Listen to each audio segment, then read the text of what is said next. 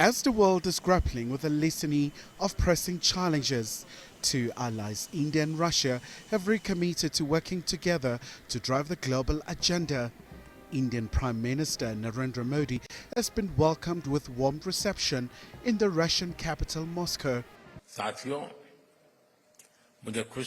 He says, "I'm happy that India and Russia are working together, shoulder to shoulder, to give new energy to global prosperity." Modi's visit comes as a number of Western nations have slapped the Kremlin with a raft of sanctions for invading its neighbor Ukraine.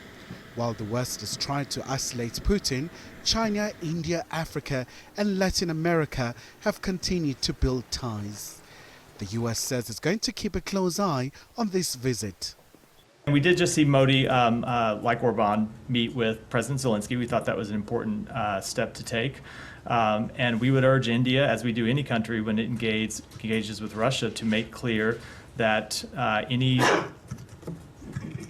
resolution to the conflict in Ukraine needs to be one that respects the UN Charter, that respects Ukraine's territorial integrity, Ukraine's sovereignty. And, India is a strategic partner with whom we engage in a full and frank dialogue, and that includes on our concerns about the relationship with Russia. Russian President Vladimir Putin says he's elated to host Modi. In the beginning, I would like to congratulate you with being re-elected as a Prime Minister. You have your own ideas. You are very energetic. You know how to achieve results. Russia has been India's largest weapons provider for decades, and New Delhi and Moscow have had close ties since Soviet times. This is what Modi had to say to Putin as Russia has been accused of bombing a children's hospital in Ukraine. He says, "Every person who believes in humanity feels the pain when they see death, especially when innocent children are killed. The sight of innocent dying shatters your heart, and this pain is extremely horrific."